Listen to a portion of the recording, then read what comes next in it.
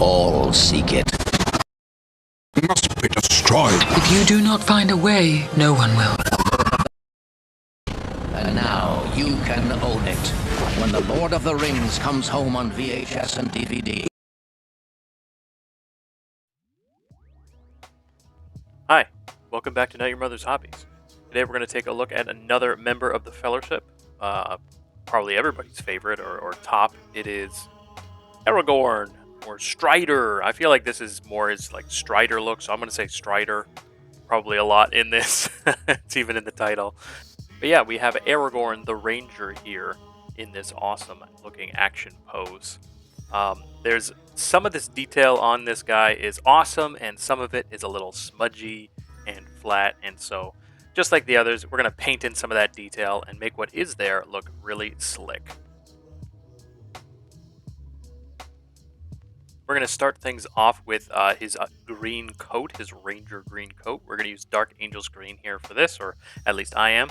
And we're going to put this in. You can see I'm following the folds of his jacket here, just swooping along. And I do that all around his jacket because with these contrast paints and flat areas, you do want to try to paint in sections if you can and keep going pretty quick. Otherwise, it'll dry and it'll streak and you'll have way more problems. So with this flat area kind of jacket that he's got, lots of little pockets and stuff, there is a lot of nice detail, but there's a lot of flat areas. So take it piece by piece and go in there, and you should reduce the streaking a lot.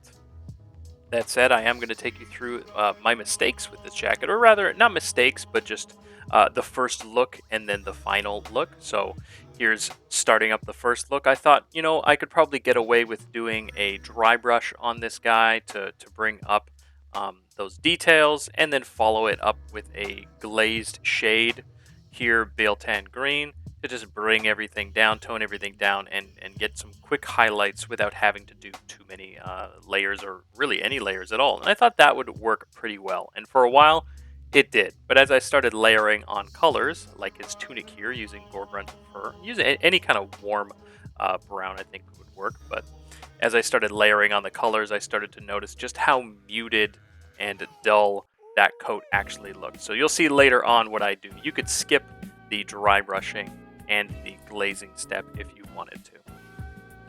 Alright, here we have Gargak's sewer, doing this around for his boots, as well as his quiver in the back there, just picking out any little details. There is going to be a lot of browns on here, just because of all the different leathers and objects and stuff, and we don't want to have them all run in together. So we're going to pick and choose and kind of separate them up as best as we can using different shades and tones of brown. So here we're using this brown also on his hair. Silicanum Gray for the cloth little aspects on this guy. So he's got this, I guess, sleeping bag or sleeping sheet, as well as another looped sheet or jacket or something looped around his body. We're also going to use this for his weapon, doing our metallic blocking in. Following everything up with Black Templar, I'm just going to put this into some of the remaining areas, like his pants, all the straps and belts. I'm using black on this because there's so much brown, so this will be a nice accent against that, just doing all the belts and straps and stuff in black instead. And then he's got his iconic little black fencing glove or fingerless cool guy glove on the one hand. I'm also using this on the straps on his boots as well, just to break up that shape. Again, with more browns to differentiate things, we got snakebite leather for the bow on his back. That'll be a nice woody color and also give us some more hues. Gulliman Flesh, as he is a pale-skinned fellow, so we're doing our pale-skin blocking. Just going to put that Gulliman Flesh on his hands and his face respectively.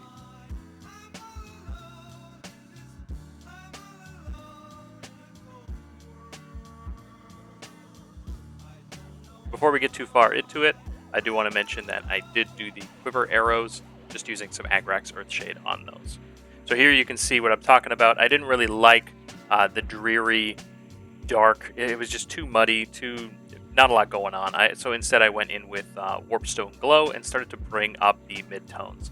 just focusing on those bigger, flatter areas and the raised detail. I didn't go all the way into the shadows and redo it because the Dark Angel's Green works just fine for that. But I did want to raise up some of those midtones, so forget about that whole dry brushing Veil Tan. You don't need to do that. You can just go straight up into some layering with a brighter green.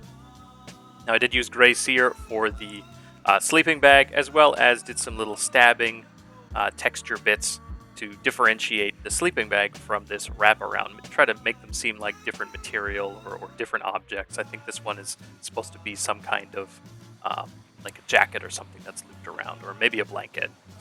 Then we start layering up the skin, and this sculpt of Aragorn has a notoriously smudgy hand, a big fat hand. So while we highlight and layer up, we are also going to try to individually paint in where the fingers should be and make sure that those fingers really stand out. We'll keep doing this throughout the whole process, but of course, just add in your highlights for the rest of the parts of his skin and the miniature.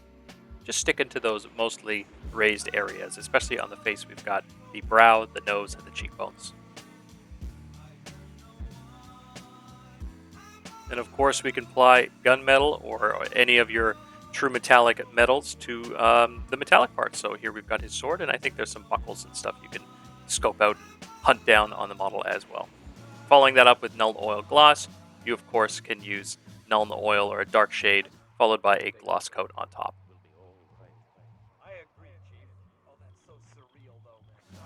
Alright, just using some Wraithbone here to give us some more definition in those browns and the darker areas on the bottom. It's just going to add a little bit of edge on here and make them look a little worn and dirty. So some of those areas, like the tunic in the bottom, his boots, some of the belts, and you saw some of the equipment on his back. I'm also using it here with a thin brush to do the stitching on his tunic.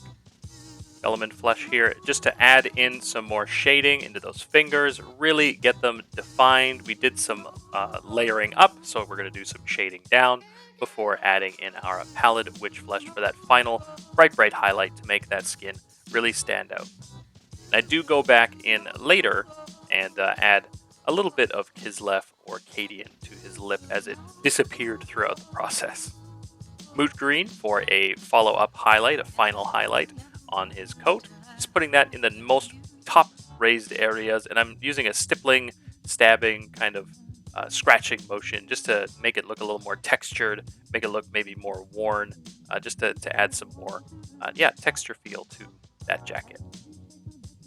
Blood Reaver Flesh, we're going to use this to start building up hair detail. Now this hair is not that detailed in its and of itself, so we're going to try to pick out what is there, as well as add a lot more by just doing a lot of building up in stages, little lines and stripes. So here we have Nightquester Flesh just moving on up and doing little lines and stripes in there. We're not going to do our usual L'Oreal highlights. It's a little difficult with this guy because of the lack of detail. But here you go, painting in now with Wraithbone, adding in some more little stripes and hair detail pieces going around. I try to get a little bit of that L'Oreal highlight, just a little bit, but I'm not too worried about it. I really want hair detail more than anything. We don't usually do that often, so here I'm really picking it out. Then we're going to follow up with Agrax Earthshade and really mute everything down and blend it together. This is going to tone down all those Wraithbone highlights so it's not so bright. You might have been thinking, what are you doing? You're ruining it. Well, no, we're toning it down and bringing it together. Chrome here for all of the metallic details, just highlighting all those up, making them super shiny, make them really noticeable. I think there's a belt buckle in there somewhere. And then we finish off the base with our Silicanum Gray, quick dry brush, just using a white or off-white, whatever you got, and then finishing up with a nice, clean, crisp black rim.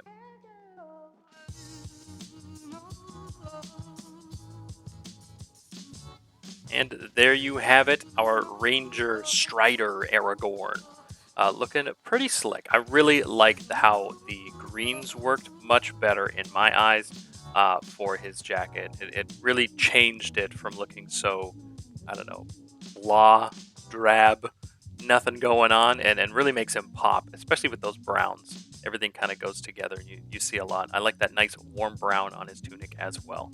Some of you might want to cut off that little bit of flashing webbing or whatever in between his bow and his head, but I do believe, since it is in the official Games Workshop painted pictures, that it is supposed to be his cloak's hood, something like that. So I chose to keep it on and to do it there.